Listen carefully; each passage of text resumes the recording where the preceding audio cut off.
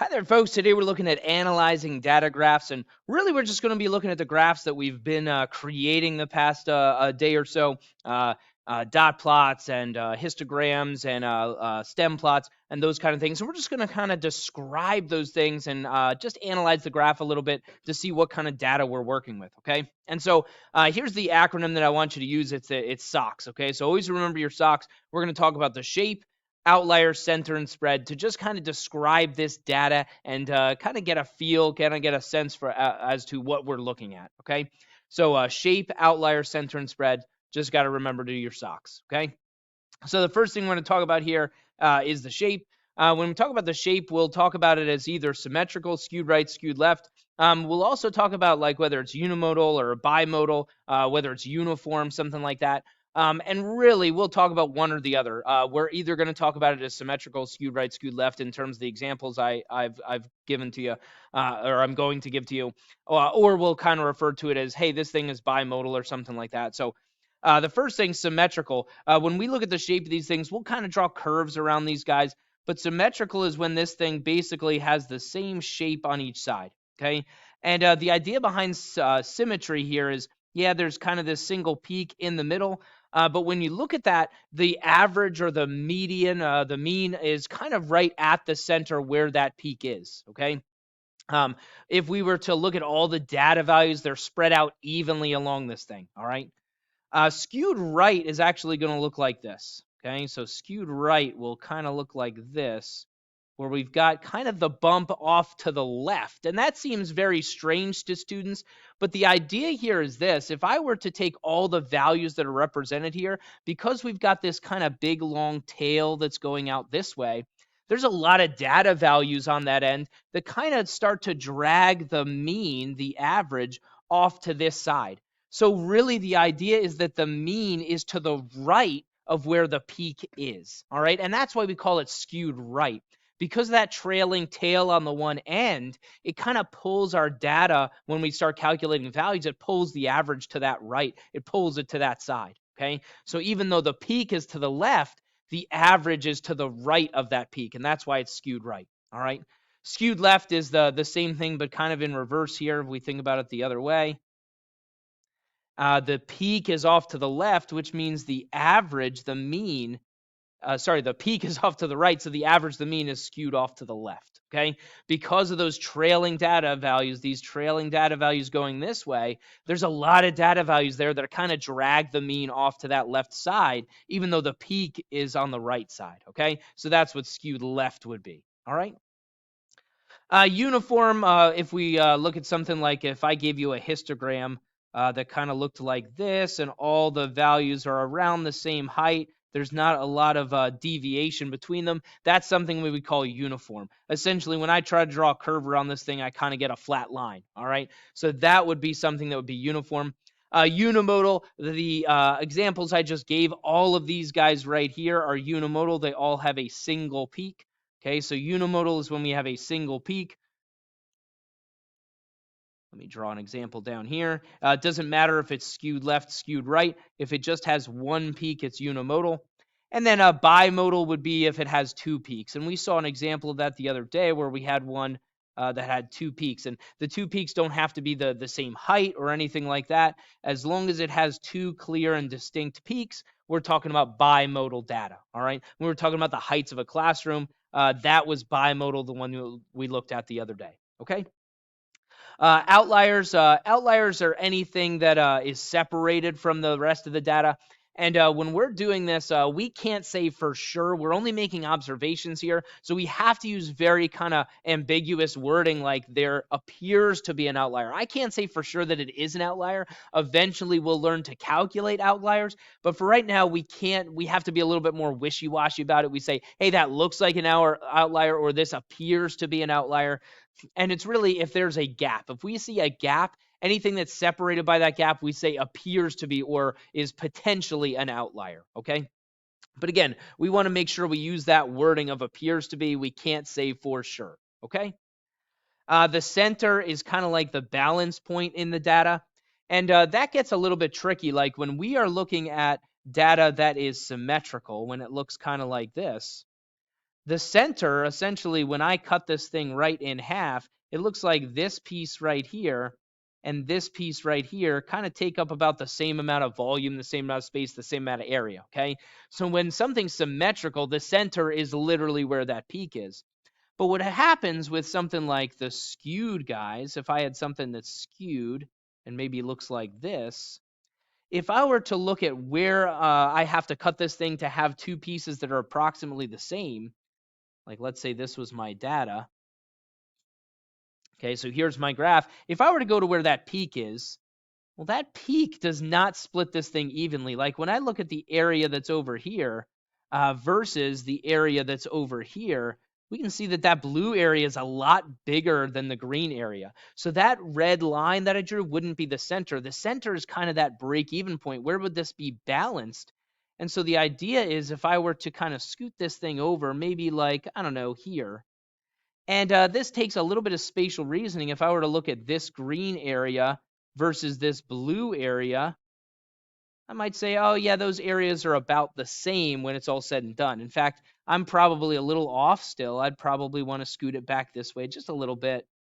So maybe here. I think that's a pretty good estimation. When we look at this green area versus this blue area, I would say, yeah, those are about equivalent, okay? They're about the same amount of area, the same amount of stuff. That's what we're looking for. And so my center would be whatever value represents this spot right here where that dotted line is, okay? So we have to use a little bit of spatial reasoning and think about it in terms of area in order to determine this thing, okay?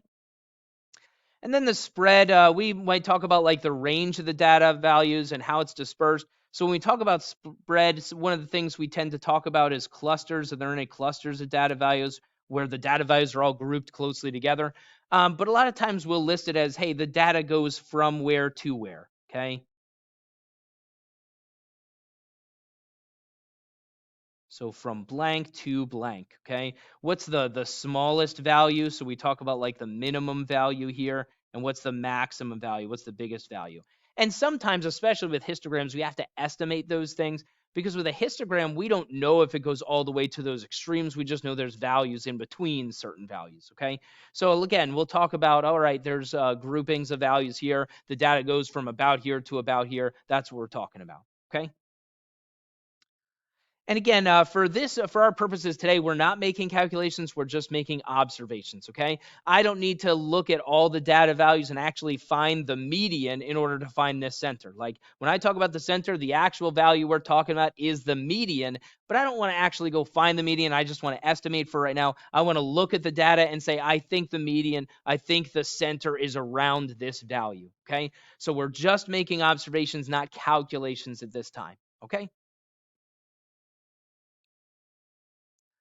For example, if you look at something like this guy, I'm going to start with a dot plot. Dot plots are nice because I don't know, they're just a little bit easier to see. They have a lot of detail. But the first thing I do is I just kind of draw a curve around this thing. I say, okay, the data starts down here, kind of curves up like this, and then curves back down. And when we look at this thing, if I look at that curve, I would say that kind of looks like the one where the point, the peak is off to the right. So I would say this one is skewed left. Okay, I might just say the center, the average is kind of pushed this way from the peak just a little bit. It's probably somewhere around here.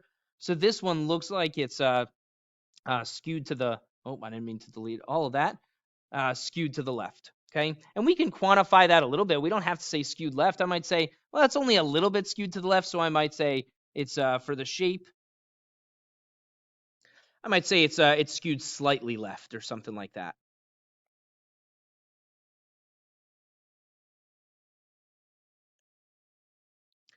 Okay, just to give it a little bit more like, again, and these are estimates. So saying something like skewed left versus skewed slightly left, it's not a big deal, but we want to try to give it those little nuances, okay? Outliers. For this one, I would say because there's a gap here, notice there's a gap where there's no values in between these two, okay? So because there's a gap, I would maybe suspect this one to be an outlier. I can't say for sure, but I would just say appears to be an outlier.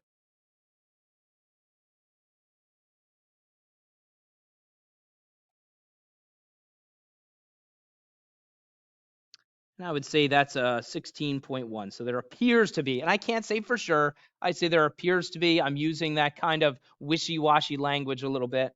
All right. And then the center.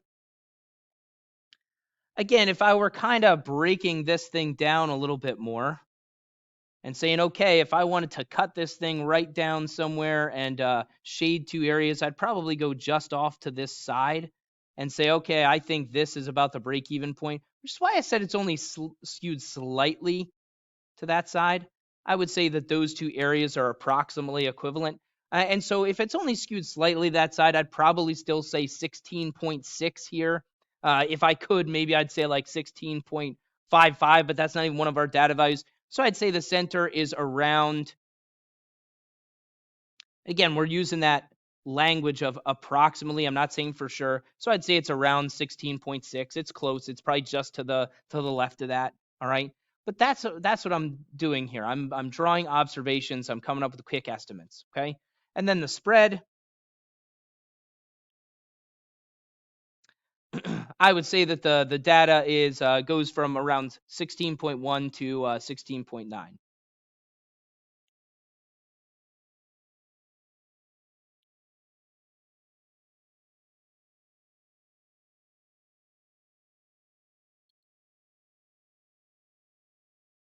And that's it. I'm just doing a quick description of this. So now I know this data is skewed slightly left. Looks like there might be an outlier. The center's around 16.6. And that center and spread together kind of gives me a general idea where the data is. The center's around 16.6, and it goes from 16.1 to 16.9. So I can kind of get a feel for how spread out this is. Okay. If we look at this next one, again, I'm just going to draw a curve around this, and I don't have to go into every nook and cranny on here. I just want to kind of get a general idea of the shape of this thing. And so when we look at this, if you're having trouble deciding, I don't think it's skewed one way or the other, but maybe it is a little bit, well, it means it's pretty close to symmetrical. So let's just say it's fairly symmetrical, okay? So for the shape on this one, and we can use those kind of words. I'll say fairly symmetrical, okay? Or just say symmetrical. It doesn't matter. Just trying to get a general sense of this thing. And then outliers. I don't see any gaps over here. So because there's no gaps, I would say it appears to be no outliers.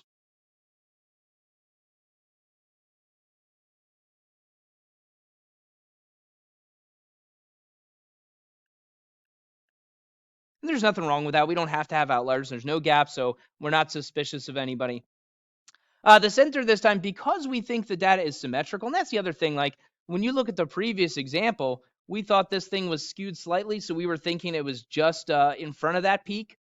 Well, here, if I think it's symmetrical, then I'm probably thinking that the center is going to be right where this peak is, okay?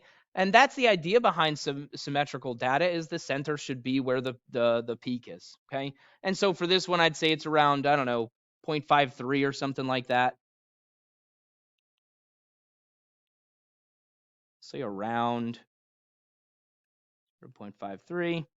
And then the spread, again, with that center, now just listing kind of the data values that this thing covers gives me an idea where this where this data comes from, where it is, okay? So I'd say the data goes from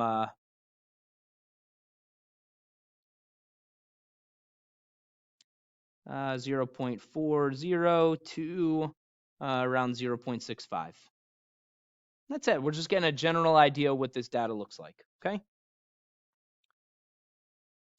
I look at the next one, again, I'm just kind of tracing this thing loosely around here, and this one dips down, and so when you look at this, there's clearly two peaks. It should be pretty obvious. So I would say for the shape, this thing is bimodal.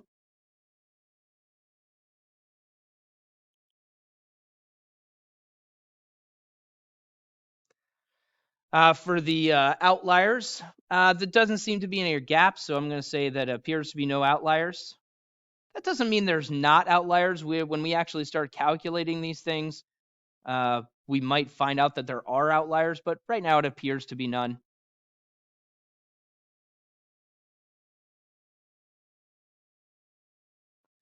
The center,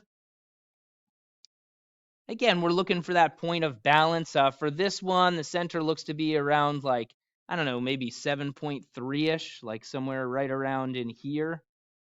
So if I'm saying like the center is 7.3 would be right around in here.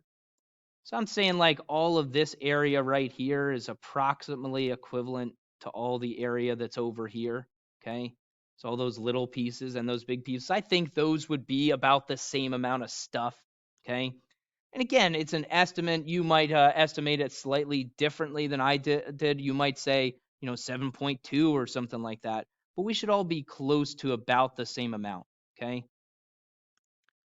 I'm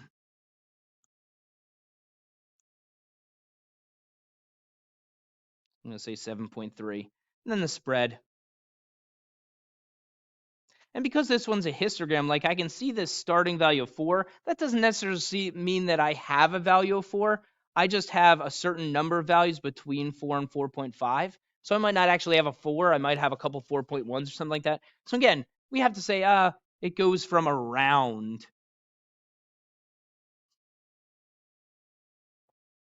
Or approximately. Okay. We have to let everybody know, hey, we're estimating around 4 to around. And when we look at this back end over here would be 9.5s. We do have to continue that, even though this is only labeled as 9. We can see that each bar is going up by 0.5s each time, so around 9.5. Okay, and that gives me an idea of how spread out this thing is. Okay. Couple more quick ones. I'm not going to write it all out. We'll just kind of talk about these a little bit. But like this one, you can kind of see like, and there's a gap there. I'm not going to go all the way down into that gap when I draw this, okay? If there's obvious peaks, yeah, I'll probably go down into that valley. But that one, it just looks like maybe there's a little gap, so I'll kind of cross over it. And so for this one, you see that peak is off to the right. So I'm going to say this one is skewed left and looks pretty obviously skewed left to me. There appear to be some outliers. It looks like there appears to be outliers around 15 and 16. So I might suspect these of being outliers. Okay, so skewed left. I'm just going to mark it over here. Skewed left. There's outliers around 15, 16. The center on this one, because, again, I think it's skewed left, I look at where the peak is. I think that the center is going to be off to the left of that peak. That's kind of the whole idea here. So I might say the center is right around here. I would say probably around this 21 mark. Okay. So I would say that's about where the center is. All right. And then the spread, this one goes from around 15 to approximately 24. Okay. Is what it looks like. I might say 15 to 24. All right. But again, it's that quick idea of, all right, what kind of data am I dealing with here? Okay.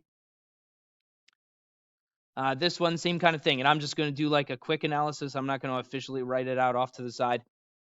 With something like a stem plot, you kind of have to turn your head sideways, all right, or imagine kind of rotating this thing so that it's upright. But when you look at this one looks fairly symmetrical, so I'd probably say it's symmetrical. Okay, so it's probably symmetrical. And with that said, I'd say the center, there doesn't appear to be any outliers, so no outliers. The center looks like it's around, I don't know, 78 or so, maybe just off to this side. So maybe I'd say that it's slightly skewed, or maybe I'd say that the center is around 84, something like that. So I'm going to say the center is around 78. That was a really ugly looking arrow there. Because again, this guy right here, this is 78. So I'm going to call that the center. Again, that's just reading this stem plot. And then the spread, this one goes from 49 to around 100. Okay. And again, I should have a key here. There was no key listed, but I'm going to say the key is this. It's 4/9 equals 49.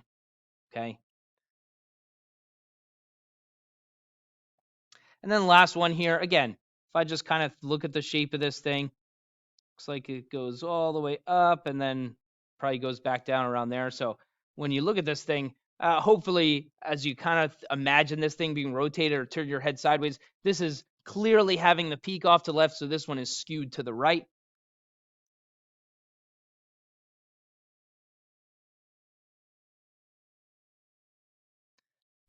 and doesn't appear to be any outliers. There's no gaps. And then once again, the center this time, if I were to imagine like half the data values on one side and half the data values on the other side to the point where they would balance, then we'd be looking at, sorry, I bumped this little thing. Then we'd be looking at probably somewhere around, I don't know, right here, around these like 28 guys. I would say that all of these guys together is probably about the same as all of these guys together. Okay.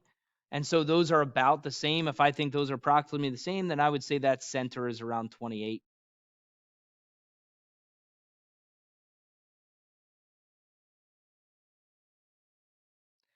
And then the spread, this one does have a key, so I can officially say that this goes from around 1, because that's 0, 1 right here, to the top value right here, which is 66. Okay. But again, we're just describing this thing in terms of shape, outlier, center, and spread. Okay. Shape is that skewed left, skewed right, symmetrical, or tell me if it's bimodal. Outliers, look for those gaps and see which values are separated. Center, try to look for that break even point in terms of the values. And then spread is just kind of give me an idea of the range. It goes from here to about here. Okay.